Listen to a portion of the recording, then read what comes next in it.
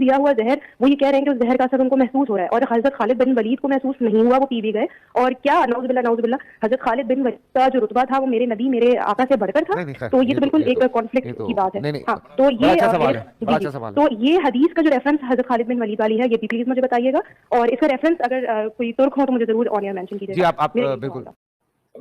तो वो कहते हैं हजरत खालिद बिन वलीद ने कैसे जहर पी लिया। अब इसका जवाब तो ये होना चाहिए था कि भाई हजरत खालिद बिन वलीद का जो हवाला मांगा है वो किस किताब में लिखा हुआ है। उसकी बजाय उन्होंने कंपैरिजन शुरू कर दिया कि जी अगर ये हो सकता है तो वो क्यों नहीं हो सकता, तो वो हो सकता है तो वो क्यों नहीं हो सकता। लेकिन ये जहर वाला तो कहीं पे भी नहीं मिलता कि आपने बिस्मिल्लाह पढ़ के जहर खा लेना। ये हवाला देना भाई हमने ये तो ये कहा ही नहीं है। हमने पहली चीज उस सिस्टर ने ये आपसे पूछी थी कि लिखा कहाँ हुआ है, वो तो आपने बताया नहीं है। टीवी चैनल पर एक खातून की तरफ से सवाल किया गया कि सैयदना खालिद इब्ने वलीद रदी अल्लाह ताला अन्हु ने जहर पी लिया और उन पर जहर का कोई असर नहीं हुआ। इस वाक़े का रेफरेंस और हवाला पेश करें। और दूसरा, इस वाक़े पर इश्काल पेश किया गया कि देखें नबी सल्लल्लाहु अलैहि वसल्लम को जहर दिया गया तो जहर का असर आप अलैहिस्सलाम पर हुआ, और खालिद बिन वलीद ने जहर पिया तो उन पर जहर का कोई असर नहीं हुआ। क्या खालिद बिन वलीद का रुतबा हमारे आका सल्लल्लाहु अलैहि वसल्लम से ज़्यादा है? ये इश्काल पेश किया गया। इसका माकूल तरीके से जवाब दिया गया, सिर्फ रेफरेंस और हवाला वहाँ किसी वजह से पेश नहीं किया जा सका। तो मिर्ज़ा जलमी ने इस सवाल और जवाब के ऊपर तबसरा किया, और तबसरा करते हुए वही अपनी जहालत का सबूत पेश किया, और ये दावा किया कि ये वाक़या कहीं भी नहीं मिलता, कहीं भी ये वाक़या नहीं मिलता। अब देख लें कि मिर्ज़ा जलमी अपने आप को इल्मी किताबी कहता है और इल्मी किताबी होने का दावेदार है।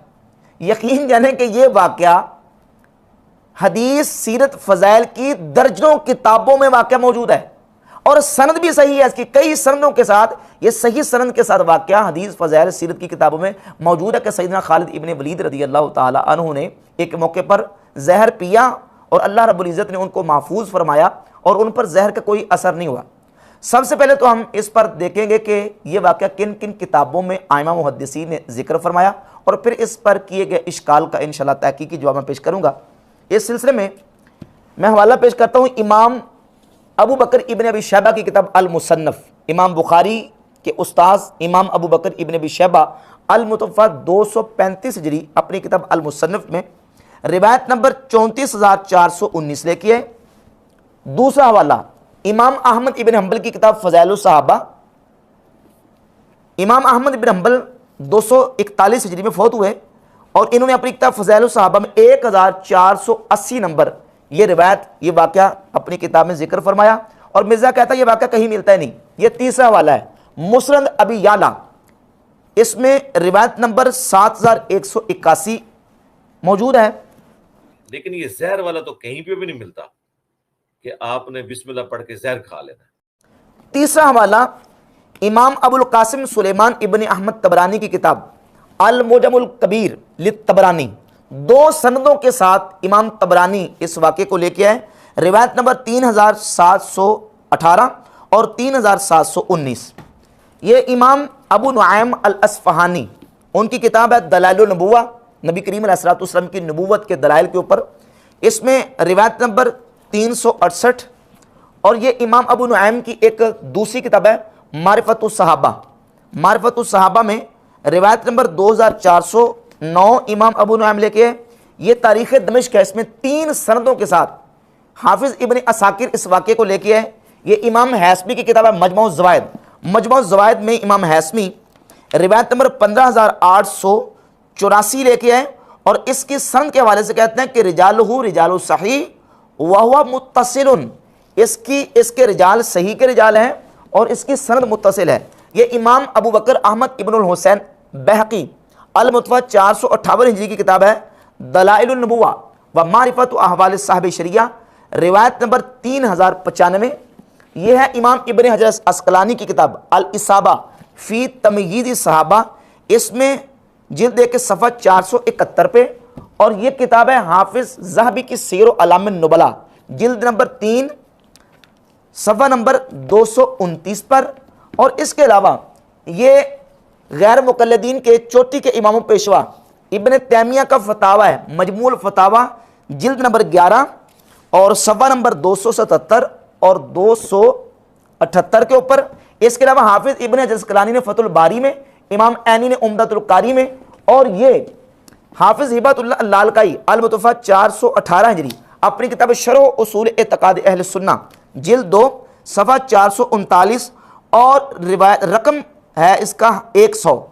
और ये रिवायत कई किताबों में आइमा मुहद्दिसीन ने इसको जिक्र किया कि सैयदना खालिद इब्न वलीद रदी अल्लाह ताला अन्हु मकाम हीरा पर एक मकाम पे पहुँचे तो वहाँ के लोगों ने आपको बताया कि यहाँ लोगों से आपने बच के रहना है, कहीं ये लोग आपको जहर ना दे दें। तो सैयदना खालिद इब्न वलीद रदी अल्लाह ताला अन्हु की ज़ात अक़दस का जो अल्लाह रब्बुल इज़्ज़त की ज़ात पर तवक्कुल और अल्लाह की ज़ात पर भरोसा और ताल्लुक़ माल्ला था, उसकी बुनियाद पर आपने फरमाया कि वो जहर लेके तो आओ, जिस जहर का मुझे तुम डरा रहे हो कि ये तुम्हें जहर दे के मार देंगे। आपकी बारगाह में वो जहर पेश किया गया तो आपने उसको अपने हाथ पे रखा, वक़ाल बिस्मिल्लाह, अल्लाह का नाम लिया, फ़क़्तहमहु, और घूंट भरा, फौरन मुंह में डाला, 1 मिनट नहीं लगाया, फलम यदुर्रहु बिइज़्निल्लाहि शैया, अल्लाह रब्बुल इज़्ज़त के इज़्न से उस जहर ने आप पर कोई असर नहीं किया। ये अल मुसन्नफ़ है इमाम इब्न अबी शैबा की किताब, इसमें रिवायत नंबर 34,419। इस रिवायत के नीचे एक अरब मुहक्किक हैं शेख अवामा, वो लिखते हैं हुआ इंद तबरानी फिल कबीर इस्नादुहु सहीहुन मुत्तसिलुन। ये रिवायत तबरानी कबीर में भी 2 सनदों के साथ मौजूद है, जिसका मैं हवाला पेश कर चुका हूं। कहते हैं कि इसकी सनद सही है और इसकी सनद मुत्तसिल है। ये मेरे पास शरह उसूल एतकाद अहल सुन्ना का जो नुस्खा है दारुल हदीस अल काहिरा मिस्र से छपा, इसमें 439 नंबर सफ़ा रकम नंबर 100। इसके मुहक्किक सैयद इमरान जो अरब मुहक्किक है वो लिखते हैं सहीहुन अखरजहु तबरानी फिल कबीर, ये रिवायत सही है, इसको तबरानी ने अपनी किताब अल मुजम में जिक्र किया। इन अजिल्ला आइमा मुहद्दिसीन ने अपनी हदीस और सीरत व फ़ज़ाइल की किताबों में सैयदना खालिद इब्न वलीद रदी अल्लाह ताला अन्हु के इस वाक़े को जिक्र किया। और मिर्ज़ा जेलमी जो अपने आप को इल्मी किताबी कहता है, फेक जाली और झूठा इल्मी किताबी, वो कहता है ये वाक़या तो कहीं भी नहीं मिलता। आप खुद अंदाज़ा कर लें कि जो वाक़या एक किताब में, 2 किताबों में नहीं, दर्जनों किताबों में, अजिल्ला मुहद्दिसीन की किताबों में मौजूद है, वो ये मिर्ज़ा कहता है जी तो कहीं नहीं मिलता, और अपना दावा यह करता है कि मैं हूँ मुस्लिम इल्मी किताबी। कौन सी किताबें पढ़ते हो और कौन सी किताबों के तुम इल्मी होने के दावेदार हो और किताबी होने के दावेदार हो। अब जब बात आती इस वाक़े की, तो इस वाक़े के ऊपर तबसरा करते हुए अजिल्ला आइमा और मुहद्दिसीन ने इस वाक़े की सेहत को तस्लीम किया। इब्न तैमिया ने तस्लीम किया, हाफिज़ इब्न हजर अस्कलानी फतहुल बारी शरह सही बुखारी की जिल्द नंबर 10 सफ़ा नंबर 304 पे लिखते हैं वक़ात करामत ल खालिद इब्न वलीद, ये जो जहर का असर उन पर ना होना है, ये सैयदना खालिद इब्न वलीद रदी अल्लाह ताला अन्हु से करामत के तौर पर वाक़ हुआ। ये इमाम बदरुद्दीन ऐनी उम्दतुल कारी में लिखते हैं जिल्द 21 सफ़ा नंबर 431 पे, कहते हैं कुल्तु वक़ा हाकज़ा करामत ल खालिद, कहते हैं कि ये सैयदना खालिद रदी अल्लाह ताला अन्हु से करामत के तौर पर वाक़ हुआ।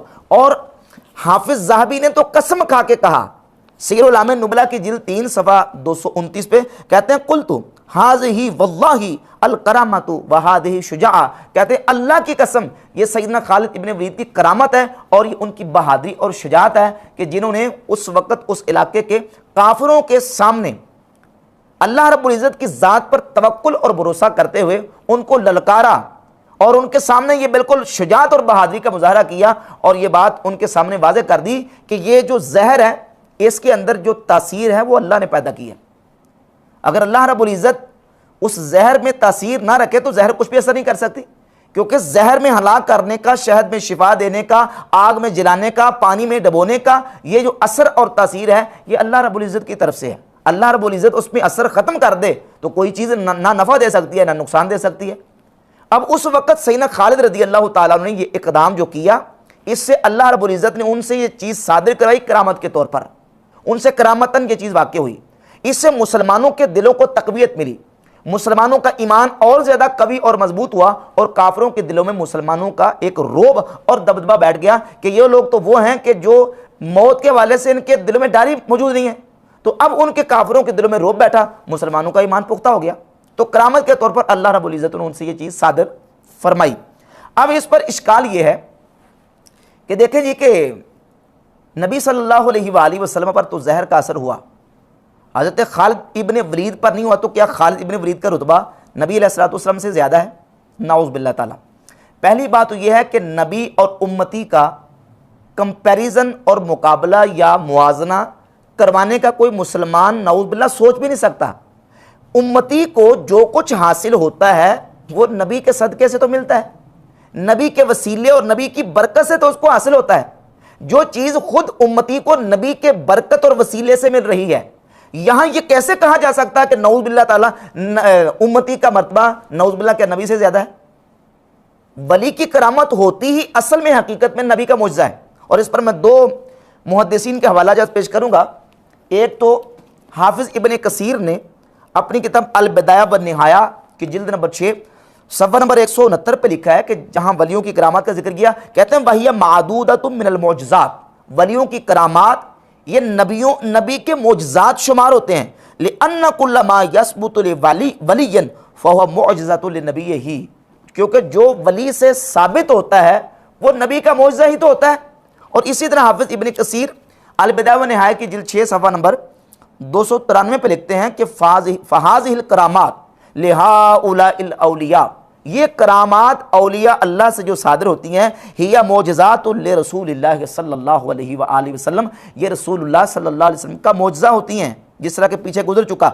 लिअन्नहुम इन्नमा नालूहा बिबरकत मुताबाअतिही, क्योंकि वलियों को ये करामतें नबी की इत्तिबा की बरकत से मिलती, नबी की इताअत की बरकत से मिलती हैं। ये बात हाफिज इब्न कसीर ने भी लिखी और यही बात इमाम अबू बकर अहमद इब्न हुसैन बैकी ने दलाइलुन नबुव्वा व मारिफत व हवाले साहिब शरिया की जिल्द नंबर 6 सफ़ा नंबर 44 पर और सफ़ा नंबर 49 पे इसी बात को बयान किया कि अल्लाह रब्बुल इज़्ज़त जल्ला शानु अपने नबी को एजाज़ इज़्ज़त देने के लिए और नबी को मुशर्रफ फरमाने के लिए नबी के ग़ुलामों और नबी के उम्मतियों से इस तरह की करामात सादिर फरमाता है। अब नबी के उम्मती से जो करामत सादिर हो रही है वो नबी की बरकत से हुई और दर हकीकत वो नबी का मौजज़ा है। तो यहां कंपैरिजन और मुकाबला कैसे करवाया जा सकता है? और यह भी बात याद रहे कि एक चीज जो नबी के उम्मती से सादिर हुई है, जरूरी नहीं है कि उसका नबी से मौजज़तन सदूर भी साबित हो। मिसाल के तौर पे देखें, नबी पाक सल्लल्लाहु अलैहि वसल्लम की ज़ात अक़दस की सीरत तय्यबा को देखें। आप सल्लल्लाहु अलैहि वसल्लम ने जंग खंदक के मौका पर भूख की वजह से अपने शिक्म अतहर पर पत्थर बांधे। शेब अबी तालिब में जब आप अलैहिस्सलाम को मुशरिकीन ने मासूर कर दिया, उस मौके पर सहाबा इकराम ने दरख्तों के पत्ते और घास खा के गुजारा किया, यानी भूख का। और उस वक़्त ये इम्तिहान का ये आलम था। ना वहाँ आसमानों से दस्तरखां और मायदा नाजिल हुआ, ना वहाँ हज़रत मरीम की तरह बेमौसमे फल आए, उसका कोई सबूत हमारे पास नहीं है। आप अलैहिस्सलाम ने भूख की वजह से अपने शिक्म अतहर पे पत्थर बांधे, ये आप अलैहिस्सलाम की सीरत से हमें मिलता है। लेकिन आप ही के गुलाम सैयदना खुबैब रज़ियल्लाहु ताला अन्हु के बारे में सही बुखारी में 3045 नंबर हदीस मौजूद है कि जिस वक्त मुशरिकीन ने उनको बेड़ियों में जकड़ा, अभी वो बेड़ियों में जकड़े हुए थे, असीर थे, कि उनके पास बेमौसमे फल आए, वो अंगूरों के गुच्छे हाथ में पकड़े हुए बेमौसमे फल खा रहे थे। ये सही बुखारी की 3045 नंबर हदीस है। अब यहां से कोई ये कहे कि हजरत खुबैब का रुतबा क्या मेरे आका सल्लल्लाहु अलैहि वसल्लम से ज्यादा है, तो कोई कह ही नहीं सकता, क्योंकि खुबैब रज़ियल्लाहु ताला अन्हु को ये करामत जो मिली है वो नबी अलैहिस्सलाम के सदके से तो मिली है, नबी अलैहिस्सलाम की बरकत से मिली है। और वो हजरत खुबैब की करामत दरअसल हकीकत में नबी का मौजज़ा है, नबी की बरकत से मिल रहा है। वो कभी अल्लाह ताला मौजज़ात नबी के डायरेक्ट हाथों से करवाता है और कभी अल्लाह तबारक व तआला नबी के उम्मतियों के हाथों करामत के तौर पर इस तरह की खार के आदत चीज़ें जाहिर करवाता है जो दर हकीकत नबी का मौजज़ा शुमार होती है।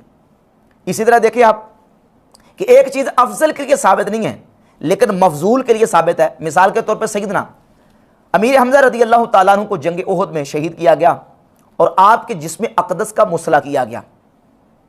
वहाँ बज़ाहिर हिफाजती कोई तदबीर और इंतज़ाम नहीं था, मुसला किया गया जिस्म अक़दस का। लेकिन उनके मुकाबले में देखें, सही बुखारी में 3045 नंबर हदीस है, हज़रत सैयदना आसिम बिन साबित अल अंसारी रज़ियल्लाहु ताला अन्हु, मुशरिकीन ने उनको शहीद कर दिया एक मौके पर। तो उनके जिस्म का मुसला करने लगे, उनके अज़ा, उनके हाथ पाँव को काटने लगे, तो अल्लाह रब्बुल इज़्ज़त ने उनके जिस्म की हिफाजत फरमाई बिड़ों को भेजकर। पंजाबी में जैसे पूंड कहते हैं, वो पूंड और बिड़े आई और बादल की तरह उनके जिस्म पर और उनकी लाशों के ऊपर छा गईं, और अल्लाह रब्बुल इज़्ज़त ने उनके अजसाम की, उनके जिस्मों की उन काफिरों से मुसला करने के हवाले से हिफाजत फरमा दी। ये हिफाजत का मामला जंग ओहद में सैयदना मीर हमज़ा रज़ियल्लाहु ताला अन्हु के साथ नहीं हुआ। अल्लाह की हिकमत है, उसकी हिकमत है, वो जहां चाहे अपनी जो वो हिकमत का इजहार फरमा दे और जो चाहे वो करे। जंग बदर में उसने मुसलमानों की मदद करने के लिए हजारों फरिश्ते भेजे। जंग ओहद में फरिश्तों के आने का सबूत है, सबूत हमारे पास नहीं है। अब वो जंग बदर में क्यों भेजे, जंग ओहद में क्यों नहीं भेजे, ये उसकी हिकमत है। तो एक चीज वो अफजल से सादर न करवाए, मफजूल से सादर करवा दे, तो उसकी हिकमत है।